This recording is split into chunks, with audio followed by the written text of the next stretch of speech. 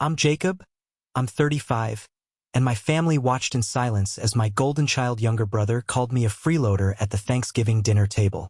The punchline? I was, at that very moment, 5 years deep into paying off his staggering $52,800 credit card debt. Before I tell you about the glorious, catastrophic fallout that followed, let me know where you're watching from in the comments below. It's always amazing to see how far a story can travel. The scene was exactly what you'd picture from a holiday movie. The rich smell of roasted turkey and cinnamon hung in the air, silverware clinked against my mom's best china, and the low hum of conversation filled my parents' perfectly decorated dining room. On the surface, it was perfect, but underneath it was a minefield. It always was. I'd arrived on time, as usual, with a homemade pumpkin pie that my mom accepted with a tight, thin smile before placing it on a side table. Forgotten. "Oh, Jacob, you're here," she'd said, her eyes already scanning the driveway. "Your brother is running a little late. He's so busy these days." When my brother, Lucas, finally graced us with his presence 30 minutes late, he was greeted like a returning war hero. My mother, Eleanor, rushed to hug him. My father, Henry, clapped him on the back, a genuine, booming laugh echoing in the hall. Lucas had this effect on people. He was charming, handsome, and radiated an effortless confidence that I, in my sensible button-down and quiet demeanor, had never been able to replicate. The dinner started with the usual dance. My accomplishments, a recent promotion at my accounting firm, were met with a simple, "That's nice, dear." Lucas's vague stories about a potential new venture were met with oohs and ahs and detailed questions. The tipping point came during dessert. Our cousin Megan was talking to me quietly about her student loans, asking for some advice. I was happy to help, sketching out a potential payment plan on a napkin. That's when Lucas leaned across the table, a smirk playing on his lips. He cut me off mid-sentence. "Honestly, Jacob," he said, his voice loud enough for everyone to hear, "you should stop begging for money. It's embarrassing." The clinking of forks stopped. The conversation died. A thick, suffocating silence fell over the room. 12 pairs of eyes darted from Lucas to me. I looked at my mother, then my father. They knew the truth. They knew about the monthly payments, the sacrifices, the secret I'd kept for 5 years. They said nothing. Their silence was a verdict. A strange sense of calm washed over me. It wasn't anger, not yet. It was clarity. The kind of sharp, cold clarity you get just before a lightning strike. I smiled. A small, genuine smile. "You know what, Lucas? You're right." I excused myself from the table, walked to the quiet of the guest bathroom, and pulled out my phone. I opened my banking app, my fingers moving with practiced precision. Payment to Capital One. Beneficiary, Lucas Cole. Amount, $450. Frequency, monthly. Cancel. Payment to Chase Sapphire. Beneficiary, Lucas Cole. Amount, $600. Frequency, monthly. Cancel. Payment to Amex Gold. Beneficiary, Lucas Cole. Amount, $550. Frequency, monthly. Cancel. Payment to Discover It. Beneficiary, Lucas Cole. Amount, $300. Frequency, monthly. Cancel. Payment to Personal Loan. Beneficiary, Lucas Cole. Amount, $300. Frequency, monthly. Cancel. 5 taps. 5 confirmations. 5 years of servitude. Erased in 30 seconds. As I walked back to the dining room, a faint buzzing sound started from Lucas's end of the table. Then another. And another. It was his phone, vibrating with alerts from the banks.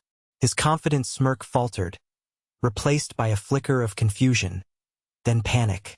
The storm had just begun, and I was the one who had summoned it. To understand how we got to that Thanksgiving dinner, you have to go back 5 years. I was 30, and Lucas was 25. I was already established in my career, building a reputation for being reliable, methodical, the kind of person you trust with your company's finances. I lived modestly, saving diligently, with a clear plan for my future. Lucas was different. He was a whirlwind of brilliant ideas and fleeting passions. One month he was launching a boutique marketing agency. The next, he was developing an app that was going to revolutionize social dining. Each venture was accompanied by a flurry of social media posts showcasing a glamorous lifestyle. Networking events at rooftop bars, brainstorming sessions on sunny beaches, and always the latest designer clothes and tech gadgets. He was the son my parents bragged about. I was the son they relied on. The call came late on a Tuesday night. I remember I was working late, reconciling accounts for a quarterly report. My phone rang, and Lucas's name flashed on the screen. His voice, when I answered, was strained, stripped of its usual bravado. "Jake? Hey man, you got a minute?" He told me a story about a client who had pulled out at the last minute, a major investment that fell through, leaving him in a temporary bind. He made it sound like a fluke, a bump in the road on his highway to success. "It's just a few credit cards," he'd said, his voice laced with practiced shame. "I got a little overextended, you know how it is. I just need a little help to get back on my feet. Just for a few months, I swear. I'll pay you back every cent with interest." He sounded so convincing, so genuinely distressed. He was my little brother. You help your little brother. That's what big brothers do. I had a healthy savings account, a solid salary, and a deep-seated, lifelong need for my family's approval. Maybe, just maybe, this was my chance to finally be the hero in their eyes, not just the reliable accountant. "How much is it?" I asked. He hesitated. "It's a bit, but I can handle it once this new deal closes. I just need to keep the banks off my back so my credit score doesn't tank. It would kill the business." He made it sound like I wasn't just helping him. I was saving his future. The bit turned out to be balances across 5 different cards, totaling just over $50,000. It was a staggering amount. It made me physically nauseous. But the shame in his voice, the thought of him failing, the fear of what my parents would think, it all clouded my judgment. "Okay," I said, the word feeling heavy and foolish even as it left my lips. "Okay, Lucas, I'll help you." I set up the payments myself directly to the credit card companies. It seemed safer that way. I told myself it was temporary. A few months, maybe a year. He was my brother, after all. He wouldn't let me down.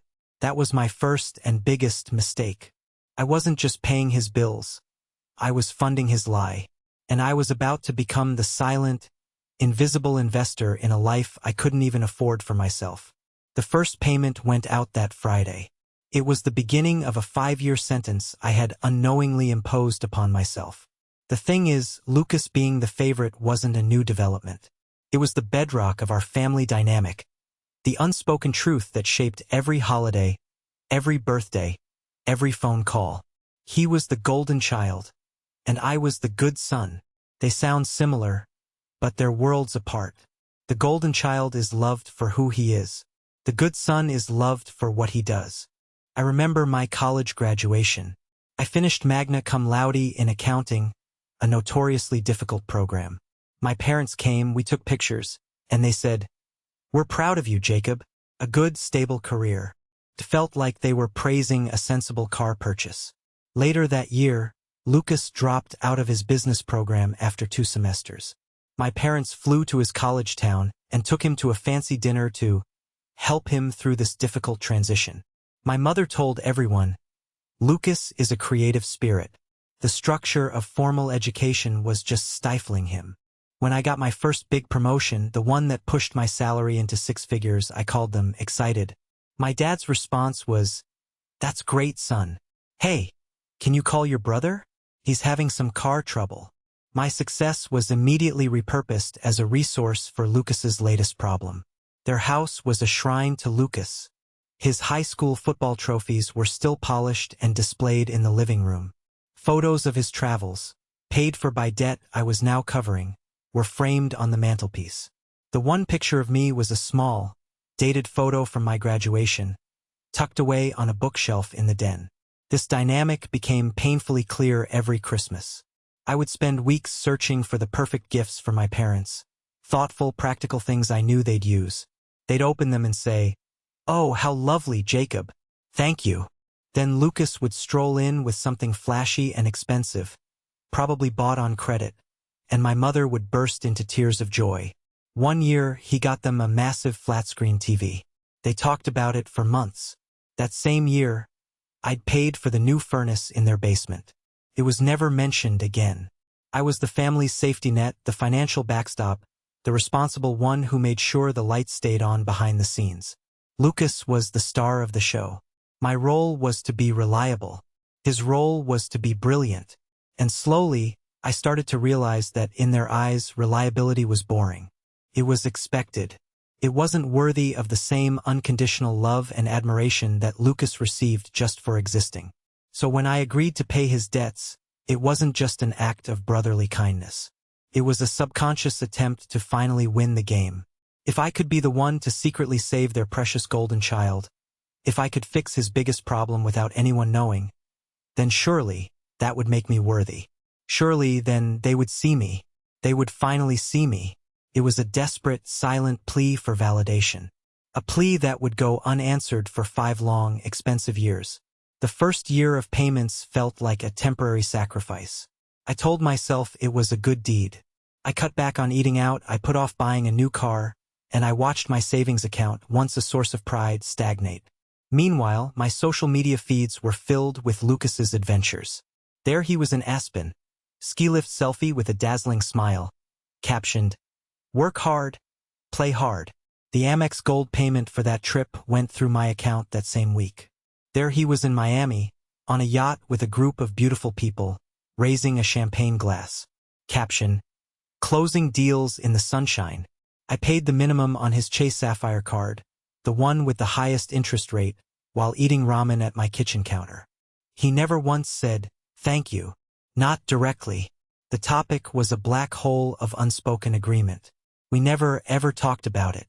To acknowledge the payments would be to acknowledge his failure, and the entire family system was designed to protect Lucas from that reality. By year 2, the temporary situation was clearly permanent. His spending didn't decrease. It escalated.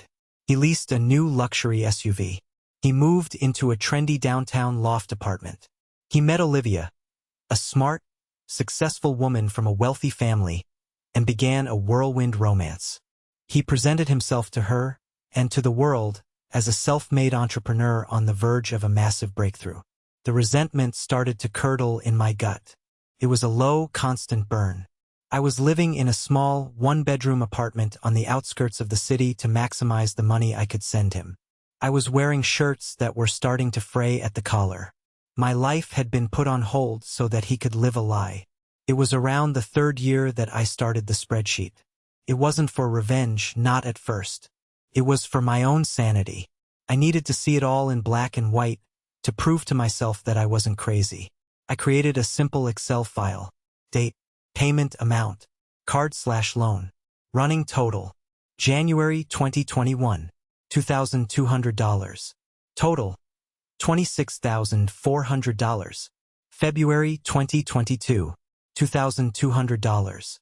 Total, $52,800. March 2023, $2,200. Total, $79,200. Wait, that's not right. Let me recalculate. My salary was good, but not that good. The total monthly payment was $2,200. After 1 year, $2,200 x 12 equals $26,400. After 2 years, $52,800. After 3 years, $79,200. After 4 years, $105,600. After 5 years, $132,000. The initial amount was $52,800. Let's adjust the story's math to be consistent. The hook says I'd paid off her $52,800 debt. That implies the total paid was that amount. Let's assume the monthly payment was lower. $52,800/5 years/12 months equals $880 per month. That's more realistic for a secret payment. Let's rewind and fix the numbers to be logical. Correction of the numbers. The total debt was $52,800. Over 5 years, 60 months. That's an average of $880 per month. I'll break that down into 5 smaller, more believable payments. Let's say, Capital One, $200 Chase, $250 Amex, $200 Discover, $100 Personal Loan, $130 total, $880 per month. Let's rewrite the relevant parts with this more logical number. The first year of payments felt like a temporary sacrifice. I told myself it was a good deed. The total came to $880 a month, a significant chunk of my disposable income. I cut back on eating out, I put off buying a new car, and I watched my savings account, once a source of pride, stagnate. Meanwhile, my social media feeds were filled with Lucas's adventures. There he was in Aspen, ski lift selfie with a dazzling smile, captioned, "Work hard, play hard." The Amex payment for that trip cleared from my account that same week. There he was in Miami, on a yacht with a group of beautiful people, raising a champagne glass. Caption, "Closing deals in the sunshine." I paid the Chase Sapphire bill while eating ramen at my kitchen counter. He never once said, "Thank you." The topic was a black hole of unspoken agreement. We never ever talked about it. To acknowledge the payments would be to acknowledge his failure, and the entire family system was designed to protect Lucas from that reality. By year 2, the temporary situation was clearly permanent. His spending didn't decrease. It escalated. He leased a new luxury SUV.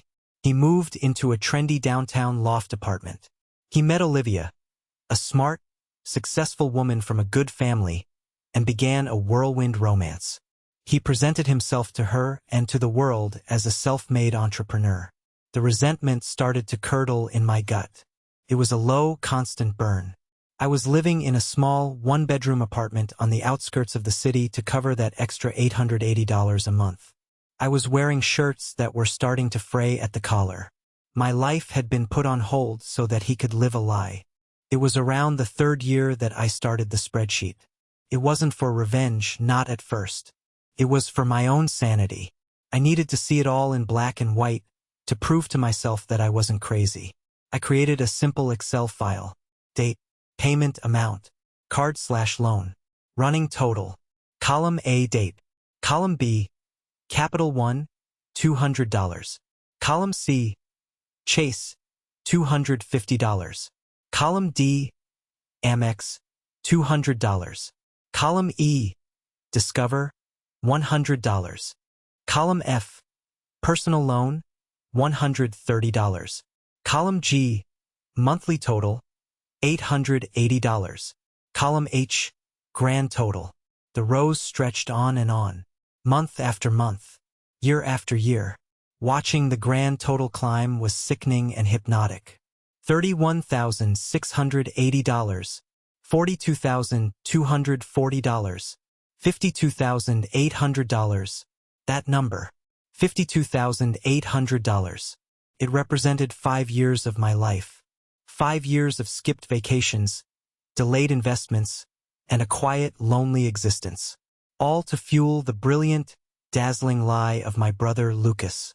The spreadsheet became my secret, my witness. It was the only thing in the world that knew the full truth. As I packed my single pumpkin pie to head to my parents' house for Thanksgiving that year, I had no idea that my silent witness was about to be called to the stand. The drive home from my parents' house after the Thanksgiving incident was surreal. The usual holiday traffic was a blur. For the first time in 5 years, I felt light. The crushing weight of that $880 monthly payment, a burden I'd grown so accustomed to I barely noticed it anymore, was gone. But it was more than that. The weight of the secret, the resentment, the desperate need for approval. It had all been cauterized in that single, silent act of defiance. I slept better that night than I had in years. The peace lasted until exactly 7:15 a.m. the next morning. My phone buzzed on the nightstand. It was a text from Lucas. Lucas. Hey man, weird question. Did my Amex payment go through? Got a weird alert. I looked at the message and smiled. I didn't reply. 5 minutes later, another buzz. Lucas. Seriously, Jake. My Chase card just got declined buying coffee. What's going on? Did you forget? Forget? The condescension was breathtaking, as if I were his personal assistant who'd made a clerical error. I continued to ignore him. The text started coming faster, a frantic staccato of entitlement and rising panic. Lucas, pick up your phone. Lucas, this isn't funny. I have bills due. My car payment is linked to one of these cards. Lucas, Jacob, answer me. Then the phone calls started. I let each one go to voicemail. The silence, I was discovering, was a far more powerful weapon than any angry words I could have spoken. At 9 a.m., my phone rang with a different name, Mom. I knew I had to answer this one. I took a deep breath and swiped to accept. Jacob? What is going on? Her voice was sharp, accusatory. There was no hello. No, how are you? Good morning to you too, Mom, I said, my voice even. Don't be difficult. Your brother is in a complete panic. He says his cards are being declined everywhere. He says you're not answering his calls. Did you forget to make the payments? There it was again. That word. Forget. As if I was the forgetful one. The unreliable one. No, Mom. I didn't forget, I said calmly. There was a pause. Well, what is it then? Are you having financial trouble? You should have said something. We could have figured it out. The implication was clear. If I was having trouble, I was the problem that needed figuring out. Also, the support line to Lucas could be maintained. I'm not having financial trouble, Mom. I'm doing just fine. In fact, my budget just freed up by about $880 a month. The silence on the other end of the line was heavy. I could almost hear the gears turning in her head, the denial warring with the dawning, horrific truth. What did you do? She finally whispered, her voice tight with disbelief. I did what Lucas told me to do, I said, letting the words hang in the air. He told me to stop begging for money, so I did. I stopped paying his. I heard a sharp intake of breath. Jacob, you can't be serious. You know he relies on you. You're his brother. How could you be so selfish? After everything we've done for you. That was it. That was the line. The sheer, unmitigated audacity of that statement broke something in me. Everything you've done for me? I repeated, my voice dangerously quiet. I have paid $52,800 of his debt over 5 years. A debt he racked up living a life you all praised him for. And yesterday you sat there and let him humiliate me. You chose your favorite son. Well, now your favorite son gets to be his own man. The bank of Jacob is officially closed. I didn't wait for a reply. I hung up the phone. My hand was shaking, not with fear, but with adrenaline. The first real battle had been fought, and I hadn't backed down. I thought the call with my mother was the worst of it. I was wrong. The real gut punch, the one that truly twisted the knife, came an hour later. My dad, Henry, called. My dad and I had always had a quiet, unspoken understanding. He was a man of few words, a passive observer in my mother's orbit of favoritism. But I always believed that underneath his silence, he was a fair man. He was the one who taught me how to balance a checkbook, who stressed the importance of a good credit score and living within your means. I thought, foolishly, that he would see the logic in my actions. I thought he would be my ally. Jacob, he said, his voice low and heavy with disappointment. It was the voice he used when I was a kid and had broken a window playing baseball. Hi, Dad, I said, a sliver of hope still flickering. Your mother is very upset, he started. You've put her in a terrible position. Not Lucas is in a terrible position. Not you must be hurting. But you've upset your mother. Once again, my actions were framed by how they affected everyone else. I didn't put her in any position, Dad, I said, trying to keep my voice steady. Lucas's choices and her reaction are what created this situation. He's your brother, son, he said, and the condescending tone made my skin crawl. Families help each other out. It's what we do. Did you know the total, Dad?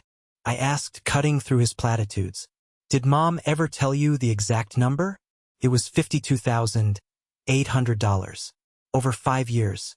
While he was buying new cars and taking vacations, I was living in a shoebox apartment and putting my own life on hold. Did you know that? There was a long pause. When he finally spoke, his voice was strained. I knew you were helping him. I didn't know the specifics. Well, now you do, I said. And yesterday you knew the specifics of what he said to me at that table. And you did nothing. You said nothing. This was it. The moment of truth. I was offering him a chance, a lifeline to redeem himself in my eyes. He could say, "You're right, son. I'm sorry. I should have stood up for you." Instead, he said the 5 words that shattered the last bit of respect I had for him. "You've changed, Jacob," he sighed. "You used to be such a good son. So kind. Now you're just being cruel." Cruel. The word hit me like a physical blow. Me who had sacrificed for 5 years. Me who had quietly enabled their delusion to keep the peace. Me who had just wanted a simple thank you or a shred of acknowledgement. I was the cruel one. The phone felt slick in my hand. My throat closed up, and for a second, I couldn't speak. He wasn't just defending Lucas. He was mourning the loss of the compliant, useful son I used to be. He wasn't sad for me. He was sad that his family's ATM had suddenly grown a spine. "I have to go, Dad," I managed to choke out. My voice thick with a betrayal so profound it felt like grief. "Just think about your brother," he said, one last parting shot. I said, my voice turning to ice. For 5 years, he was all I thought about. Now, for the first time, I'm going to think about myself. I ended the call, and in the crushing silence of my apartment, I finally allowed myself to mourn. Not for Lucas, not for my parents, but for the family I thought I had, and the father I wished he could have been. That was a betrayal from which there was no coming back. When direct emotional blackmail from my parents failed, Lucas switched tactics. He couldn't control me anymore, so he decided to control the narrative. He launched a full-scale smear campaign, and I was the target. It started with the extended family. My phone began to buzz with texts from aunts and uncles.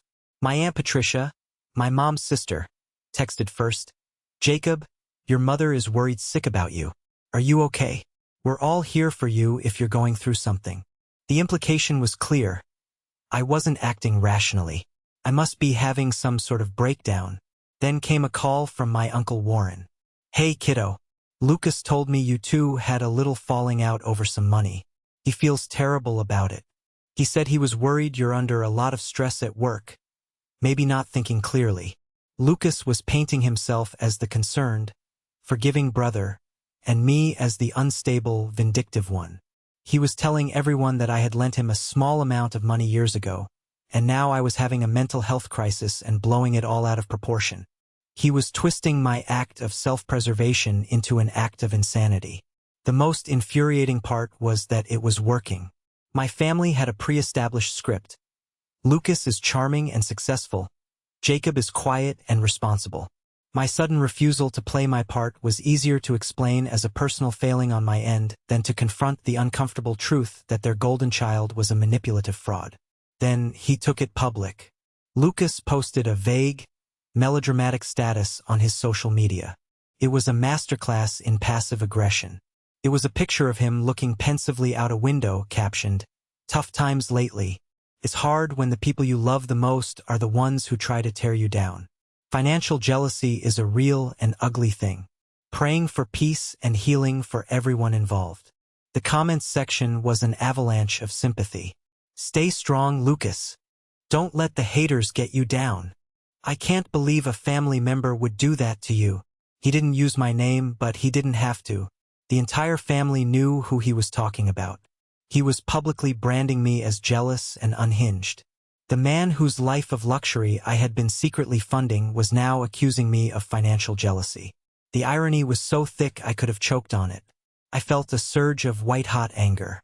My first instinct was to fight back, to post the spreadsheet, to expose him for the liar he was. But then I thought better of it. Public feud would be messy. It would just make me look as desperate and childish as him. No, he wanted a reaction. He wanted me to lose my cool. I wouldn't give him the satisfaction. Instead, I called the one person in the family I knew I could trust. My cousin, Megan.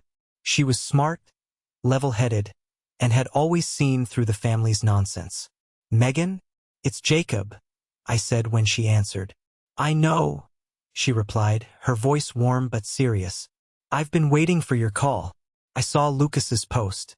Don't worry, I'm not buying a word of it. Now, tell me everything. From the beginning."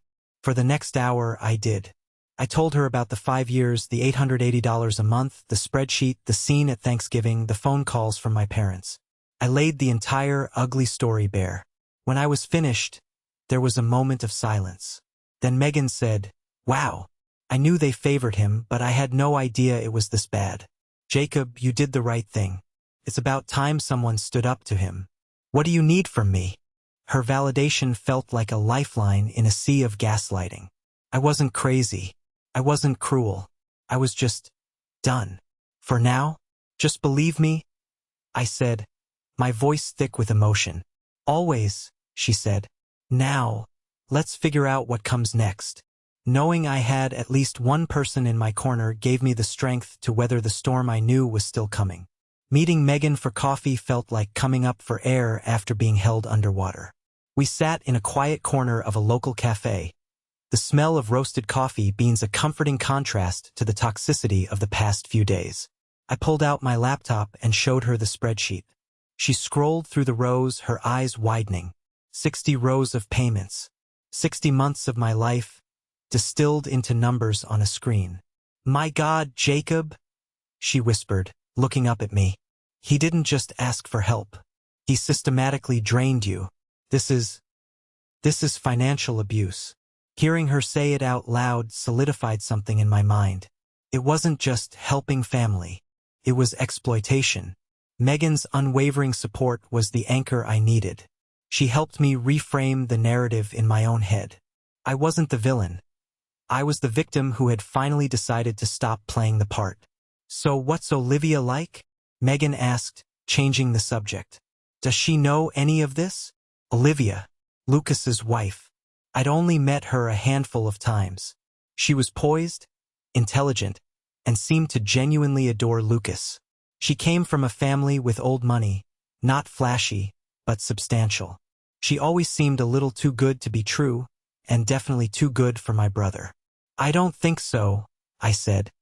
"He's built this whole image for her of being a successful entrepreneur.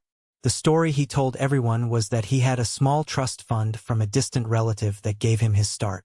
An inheritance that let him take risks." "A trust fund?" Megan snorted into her latte. "The only trust fund Lucas has ever had is you." We talked for another hour, and for the first time I felt a sense of strategy, not just survival. I had an ally. The world felt a little less lonely. As I was driving home, my phone rang. It was an unknown number. I almost ignored it, but something made me answer. "Hello, is this Jacob?" The voice was female, professional, and vaguely familiar. "Yes, speaking." "Jacob, this is Olivia Cole." My blood ran cold. My hands tightened on the steering wheel. I pulled over to the side of the road, my heart hammering against my ribs. Was this the next wave of attack? Was she calling to scream at me, to defend her husband? "Olivia," I said, keeping my voice as neutral as possible. "Hello. I know this is an incredibly awkward call to make," she began, and her tone was not hostile. It was confused. "I apologize for calling you out of the blue. Lucas is, well, he's been very agitated the last few days, and frankly, he's not making a lot of sense." I stayed silent, letting her talk. "He's talking about some business disagreement the two of you had," she continued carefully. "But a few strange things have happened. Our joint checking account is lower than it should be, and I got an alert about a missed payment on a credit card I didn't even know he had. He's being very evasive about it." I could hear the calculated precision in her words. She was fishing for information, but she was doing it intelligently.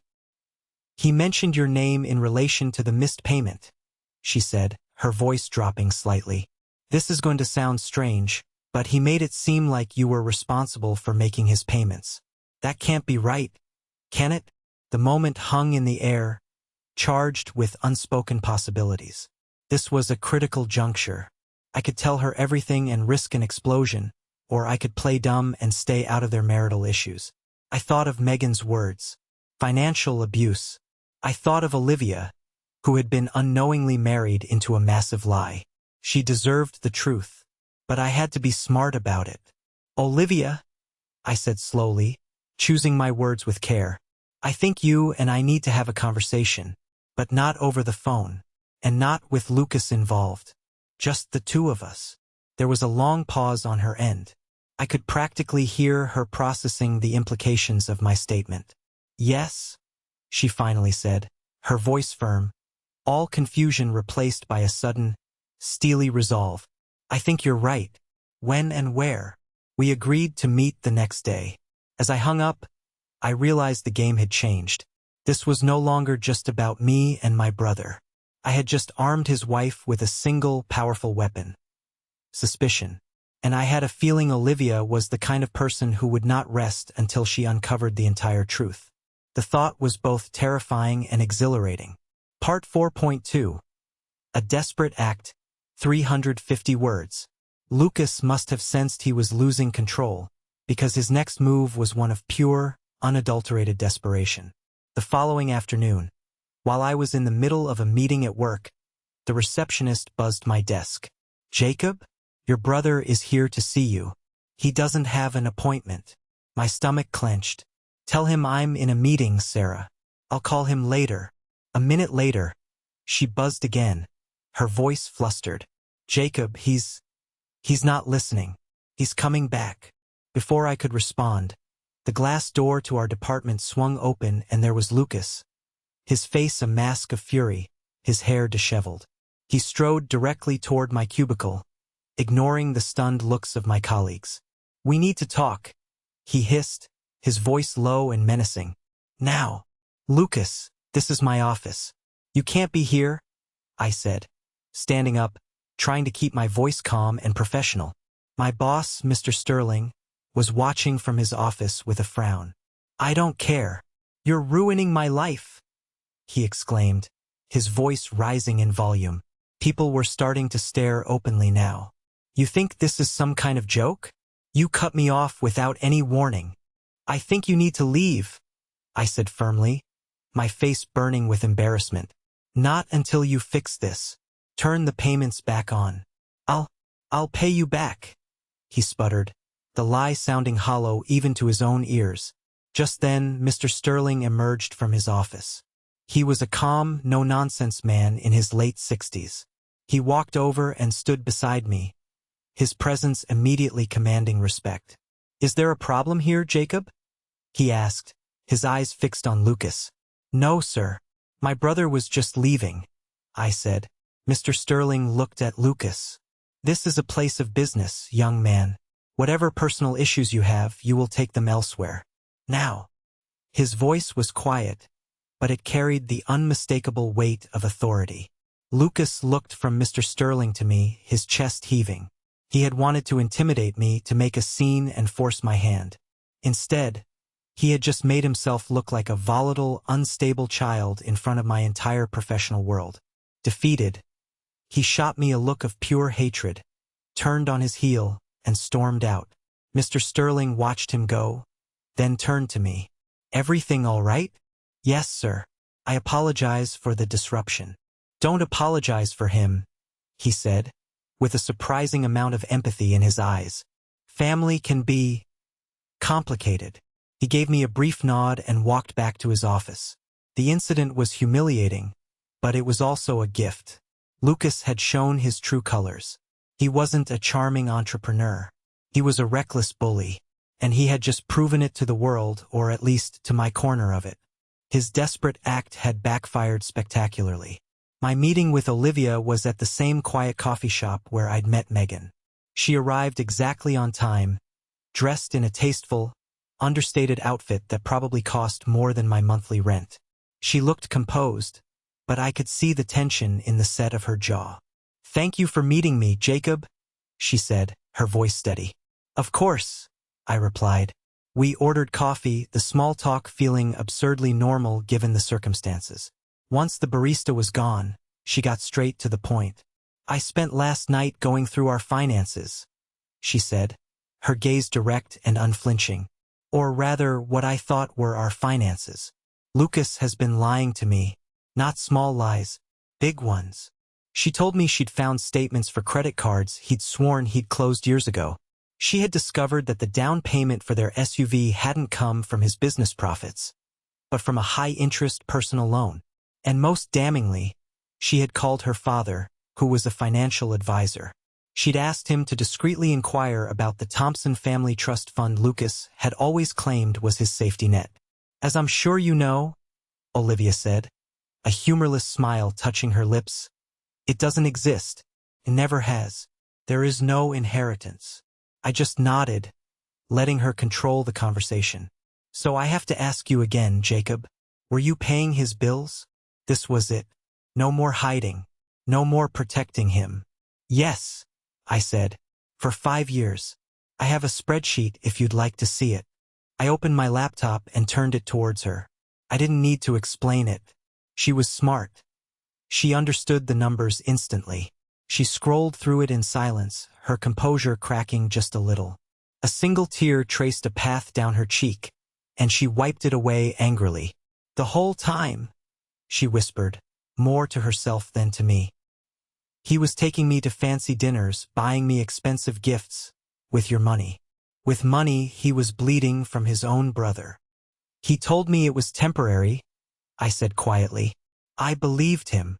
He's a very convincing liar," she agreed, her voice hardening. She closed the laptop. "Well, the lies stop now. I'm done. I'm not going to let him drag me down into his financial ruin. I've already spoken to a lawyer to understand my options regarding a potential divorce if he can't fix this." The words hung in the air, heavy and final. "I've called a family meeting for tonight," she announced, her tone shifting from victim to commander. "At our house. My parents will be there, and yours. And Lucas. And you." "What's the goal?" I asked. "The truth," she said, her eyes flashing with a cold fire I hadn't seen before. "All of it. No more secrets, no more lies. I need everyone in that room to know exactly who my husband is. And I need you to be there with your spreadsheet to back me up. Can you do that?" I looked at this woman, whose world had been turned upside down in the last 48 hours. She wasn't just trying to save herself. She was trying to force a reckoning that was years overdue. She was doing what I had been too afraid to do. "Yes," I said, a renewed sense of purpose flooding through me. "I'll be there." That evening, I walked into Lucas and Olivia's beautiful loft, the one my money had helped pay for, and felt a strange sense of calm. My parents and Lucas were already there, sitting on one side of the large living room. They looked like a united front, ready for battle. Lucas shot me a smug look, clearly thinking this meeting, called by his wife, was to force me back into line. He had no idea he was walking into his own execution. Olivia's parents, a quiet, distinguished couple, sat opposite them. I took a seat next to them, creating a clear dividing line in the room. Olivia stood in the middle, a folder in her hands. "Thank you all for coming," she began, her voice ringing with authority. "I called this meeting because I have discovered some deeply disturbing things about our family's finances, and the web of lies that has been holding them together. And it all starts with you, Jacob." She turned to me. Lucas smirked. My mother looked vindicated. "It starts," Olivia continued, her eyes locking with her husband's, "with the $52,800 that Jacob has paid to cover your secret debts for the past 5 years. The smirk vanished from Lucas's face. My mother gasped. My father just stared, his face paling. The trial had begun. The silence that followed Olivia's opening statement was deafening. It was as if she had sucked all the air out of the room. Lucas was gaping at her, his face a mixture of shock and betrayal. "Olivia, what are you talking about?" My mother, Eleanor, finally stammered, recovering first. "That's a private family matter. Jacob is just being dramatic." "Is he?" Olivia replied, her voice dangerously calm. She walked over to the large TV mounted on the wall and connected her laptop. A moment later, my spreadsheet, my silent secret witness, was displayed for everyone to see. Date, Capital One, Chase, MX, Discover. Personal loan. Monthly total. Grand total. 60 rows of undeniable, meticulously documented truth. I don't find a $52,800 figure to be particularly dramatic, Olivia said, letting them all absorb the numbers on the screen. I find it to be theft. Now, wait just a minute. My father, Henry, blustered, finding his voice. Jacob offered to help. It was a loan. A family arrangement. A loan implies an intention to repay. Olivia countered without missing a beat. Was there any intention to repay, Lucas? Or was the plan to just let your brother fund your lifestyle indefinitely while you lied to your own wife about a non-existent inheritance? Lucas just sat there, frozen, his face ashen. He opened his mouth, but no words came out. He was cornered, and he knew it. This is ridiculous, my mother snapped, turning her glare on me. You put her up to this. You've poisoned her against your own brother. He didn't have to, Olivia said, her voice dropping, becoming more personal, more wounded. Lucas did that all by himself. Because the $52,000? That was just the start of it. She clicked a button, and the spreadsheet disappeared, replaced by a new document. It was a summary of debts prepared by a professional. It listed car loans, personal lines of credit, and maxed-out credit cards I didn't even know existed. This was the main event, the real twist of the knife, the truth which I discovered over the last 24 hours. Olivia announced, her voice resonating with cold fury, is that my husband, your son, is not in debt for $52,000. His total personal debt, hidden from me, amounts to $96,500. $96,500. The number landed in the room like a bomb. My mother let out a small, strangled cry. My father looked like he was going to be sick. Even I was shocked. I knew it was bad, but I had no idea it was that bad. The vacations? The car? The down payment on this very loft. Olivia continued, her voice rising with each word. All debt. The entire life he has built with me is a house of cards, funded by lies and his brother's quiet sacrifice. He lied to me about his success, he lied to me about his finances, and he lied to me about his family. She finally turned her full attention to her husband, who looked like a small, broken child. You let me believe you were this brilliant, self-made man. You let your own brother cripple himself financially to maintain your fantasy. And then, and this is the part one truly cannot forgive, you had the audacity to let your family humiliate him for it. She looked at my parents. And you too. You enabled it. You watched it happen. You worshipped the image and ignored the man who was paying for the frame. You should be ashamed. It was a complete and total annihilation. Every lie, every secret, every injustice, laid bare under the harsh lights of the living room. Lucas finally broke. He buried his face in his hands and started to sob. Not quiet, regretful tears, but loud, gulping, self-pitying sobs. It was the sound of a golden child who had finally been told no for the very first time. My parents were speechless, their faces a canvas of horror and shame. They couldn't defend him. They couldn't deny the proof on the screen. The entire rotten foundation of our family had crumbled in the space of 10 minutes. I just sat there, watching it all unfold. I didn't feel triumph. I didn't feel anger. I just felt quiet. The $52,000 weight had finally been lifted, not just from my finances, but from my soul. I was free.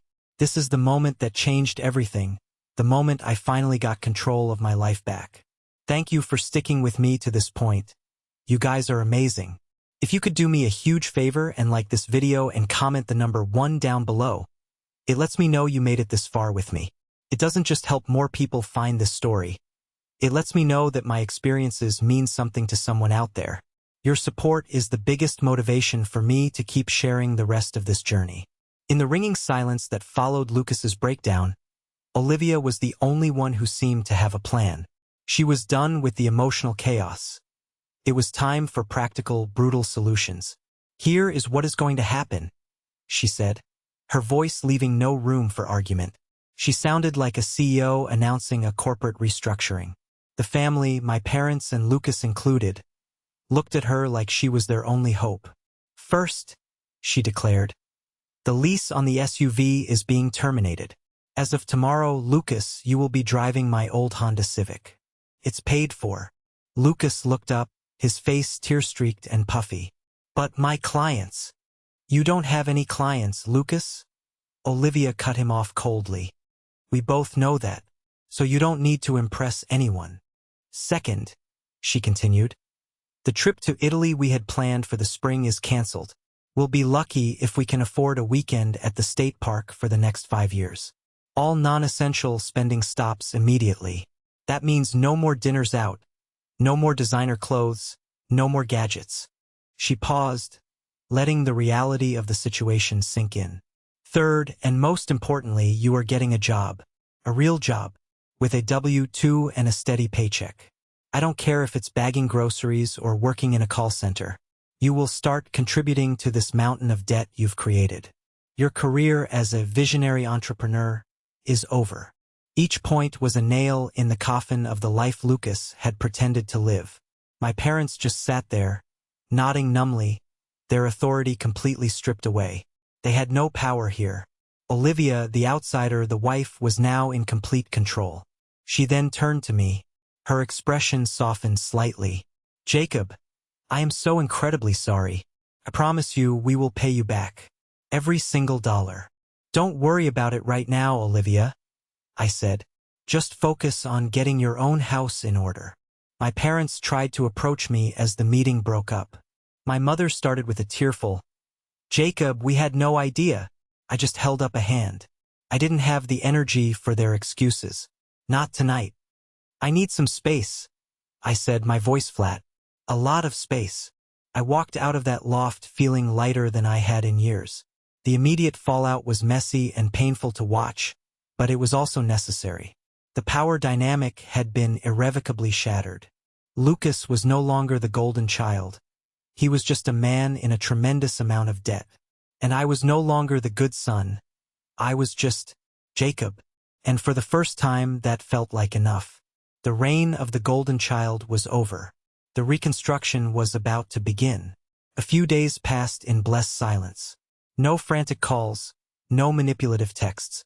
It was like the eye of the hurricane. The destructive winds had passed, leaving a strange, unsettling calm in their wake. I went to work, came home, and enjoyed the quiet, reveling in the simple freedom of not having to check if my brother's life was imploding. Then, one evening, there was a knock on my apartment door. I wasn't expecting anyone. I looked through the peephole and my heart sank. It was my father, standing there alone, looking older and more tired than I had ever seen him. My first instinct was to ignore him, to pretend I wasn't home. But the slump of his shoulders, the defeated look in his eyes, it wasn't the posture of a man coming for another fight. It was the posture of a man who had lost. I opened the door. "Henry," I said, using his first name. Felt strange, but Dad didn't feel right anymore. "Jacob," he said, his voice hoarse. Can I come in for a minute?" I stepped aside and let him in. He walked into my small living room, the one I'd stayed in for 5 years to afford his other son's life, and looked around. He seemed to be seeing it for the first time. We stood in awkward silence for a long moment. He started, then stopped, struggling for words. "I came here to apologize." I didn't say anything. I just waited. "I was wrong," he said, finally looking me in the eye. "What I said on the phone, about you being cruel, that was wrong. I was wrong." He took a shaky breath. "Seeing it all on that screen, the numbers, seeing what you gave up, we should have seen it sooner. We should have asked more questions. I should have stood up for you at that dinner table." The apology was clumsy, halting, and years too late. But it was also the most honest thing he had said to me in a decade. "I'm sorry, Jacob," he said, his voice cracking. "I failed you. As a father, I failed you." A part of me wanted to rage at him. A part of me wanted to yell, "Where was this apology for the last 5 years?" But looking at the broken man in front of me, I just felt a profound sense of sadness. "I appreciate you saying that," I said, And I meant it. But it's going to take a long time for things to feel normal again. If they ever do. I know, he said, nodding. I understand. I wanted you to know. He didn't stay long. The chasm between us was too wide to be bridged by one conversation. But as he left, I felt a flicker of something. It wasn't forgiveness, not yet. But it was a start. He had acknowledged the truth. He had taken the first difficult step out of the fog of denial. It didn't fix the past, but it made it possible to imagine a different kind of future. A future built on truth, not on comfortable lies. The next year was a year of quiet, seismic shifts. As promised, Olivia orchestrated a complete overhaul of their lives. The flashy SUV was replaced by her old sedan. The loft was put on the market, and they moved into a small, modest rental in a less fashionable part of town. Lucas got a job in sales at a local furniture store. There were no more exotic vacations on social media. Instead, there were pictures of them hiking at a nearby park. It was a humbling, jarring return to reality for him. For me, life blossomed. With an extra $880 in my bank account each month, the financial pressure I'd lived under for 5 years evaporated. I started contributing heavily to my retirement fund. I put a down payment on a condo in a nice neighborhood, with a balcony and a spare bedroom. For the first time, I felt like I was building a life for myself, not just servicing the debts of someone else's. My relationship with my family remained distant, but civil. My mother would call periodically, her conversations filled with awkward small talk and a desperate, unstated plea for things to go back to how they were. I kept the calls short and polite. I was done being her emotional support animal. My father and I spoke more often. Our conversations were still stilted, but there was a new undercurrent of respect from his side. He was trying. It was a slow, arduous process like turning a massive ship, but he was trying. About 6 months after the family meeting, I received an alert from my bank. It was a direct deposit. From Lucas Cole.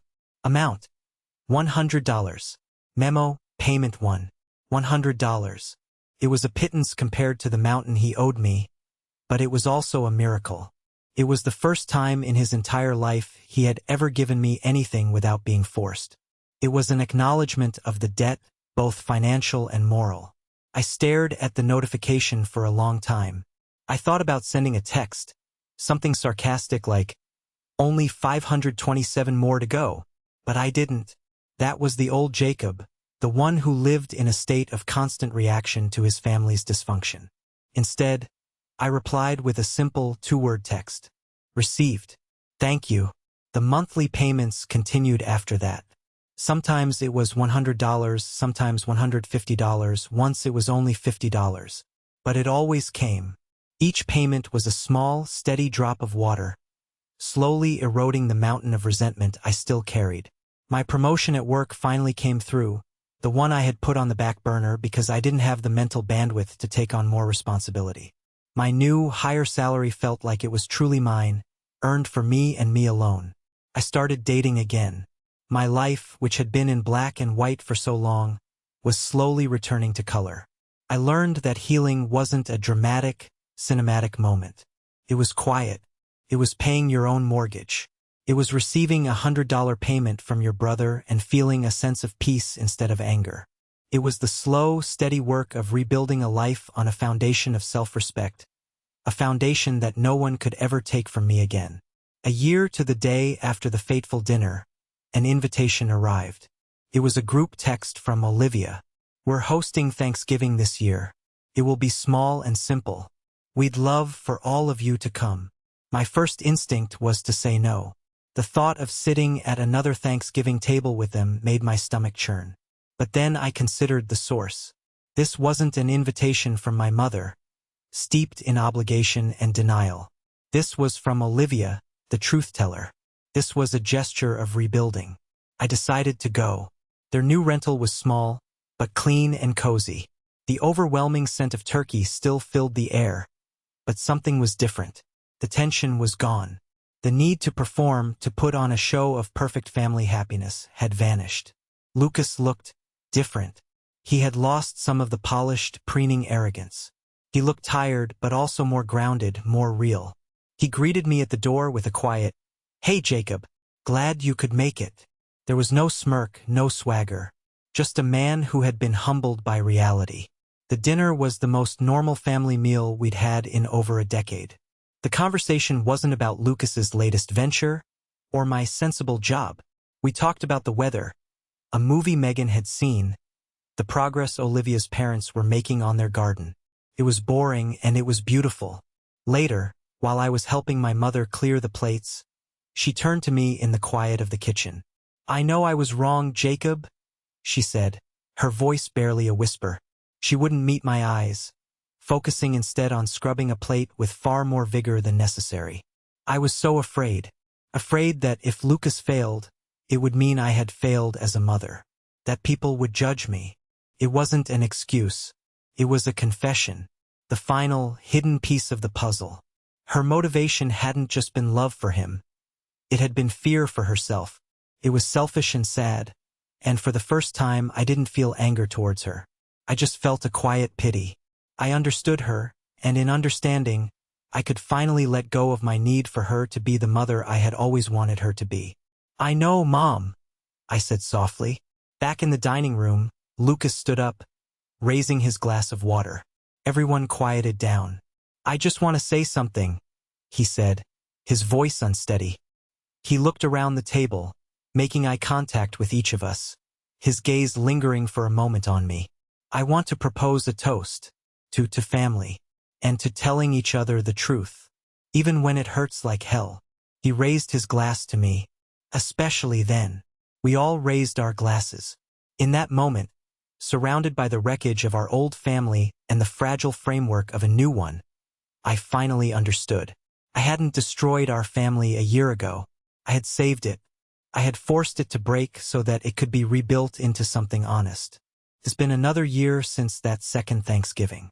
The $100 payments still arrive in my bank account every month like clockwork. The grand total of what he owes me barely seems to have shrunk. But that's not the point anymore. The point is the gesture. The point is the consistency. The point is the slow, arduous march toward accountability.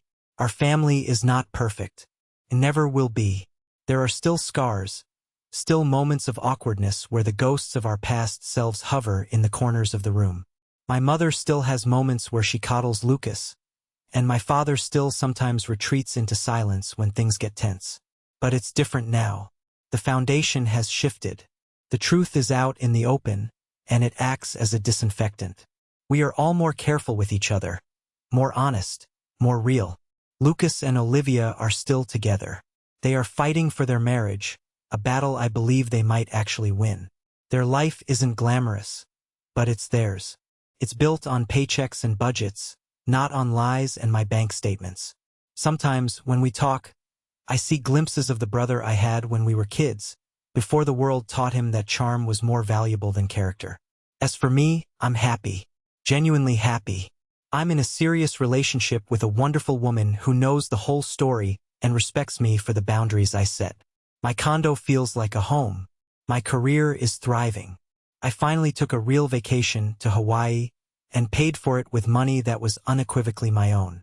For a long time, I believed that setting that boundary at Thanksgiving was an act of destruction. I thought I had burned my family to the ground.